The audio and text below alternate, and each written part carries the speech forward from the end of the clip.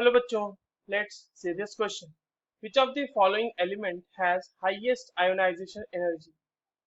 हमारे पास चार एलिमेंट के नाम दिए हुए हैं, कार्बन, बोरोन, ऑक्सीजन और नाइट्रोजन, और ये पूछा जा रहा है कि इसमें हाईएस्ट आयोनाइजेशन एनर्जी किसकी होगी। चलिए इस क्वेश्चन को सॉल्व करते हैं बच्चों। सबसे पहले तो ये देखते हैं कि इस क्वेश्चन को सॉल्व करने के लिए हमारे पास कौन से की कॉन्सेप्ट की जानकारी होनी चाहिए।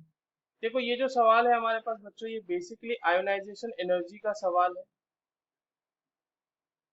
ठीक है, आयोनाइजेशन एनर्जी। तो अब बात समझिएगा यहाँ पे आप, आयोनाइजेशन एनर्जी क्या होती है बच्चों। ये जो है एनर्जी रिक्वायर्ड होती है to remove an outermost electron from the isolated gaseous system. ठीक है, तो आयोनाइजेशन एनर्जी जो है बच्चों, जैसे कि हम बात करें अगर पीरियड की, जैसे कार्बन है, नाइट्रोजन है और उसके बाद ऑक्सीजन है, और इससे पहले होता है अपने पास बोरोन। ठीक है, तो बोरोन, कार्बन, नाइट्रोजन, इस तरह से हमारे पास ऑक्सीजन है। तो पीरियड में जब आप लेफ्ट टू राइट बढ़ते हैं बच्चों, तो आपके पास जेड इफेक्टिव बढ़ती है। ठीक है, जेड इफेक्टिव बढ़ती है। जेड इफेक्टिव बढ़ने का मतलब ये समझ लीजिए कि जो आउटर मोस्ट इलेक्ट्रॉन्स है उनपे जो न्यूक्लियर चार्ज है या न्यूक्लियर पुल है वो अच्छा लग रहा है। तो अगर न्यूक्लियर पुल अच्छा लग रहा है तो उसमें से इलेक्ट्रॉन निकालना तो मुश्किल होगा ना।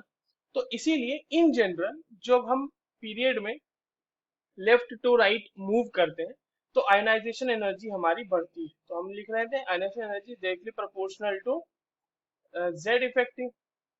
ठीक है, तो ये बात तो श्योर हो गई कि बोरोन और कार्बन का तो हाईएस्ट नहीं हो सकता, या तो नाइट्रोजन का होगा या तो ऑक्सीजन का होगा। अब आप ये सोच रहे होंगे कि सर या तो नाइट्रोजन और या तो ऑक्सीजन क्यों बोल रहे हैं आप, उसका मतलब समझते हैं आप। नाइट्रोजन का अगर कन्फिग्रेशन लिखा जाए बच्चों तो वो होता है 1s2 2s2 2p3। इसके पास 7 इलेक्ट्रॉन्स होते हैं। और वहीं पे अगर आप ऑक्सीजन का कन्फिग्रेशन लिखो तो ये होता है 1s2 2s2 2p4। ये आपके पास एक हाफ फिल्ड कन्फिग्रेशन मिल गई। ठीक है, क्योंकि ये हाफ फिल्ड कन्फिग्रेशन है, इसकी स्टेबिलिटी ज्यादा होगी, मोर स्टेबल है ये, और इसीलिए इससे इलेक्ट्रॉन निकालना थोड़ा मुश्किल है एज कंपेयर्ड टू ऑक्सीजन। ठीक है, तो इसीलिए मैंने आपको बोला कि बोरोन और कार्बन का तो श्योर नहीं होगा हाईएस्ट। नाइट्रोजन और ऑक्सीजन में नाइट्रोजन की आयनाइजेशन एनर्जी ज्यादा होगी क्योंकि उसके पास एक हाफ फील्ड कन्फिग्रेशन है, मोर स्टेबल कन्फिग्रेशन है।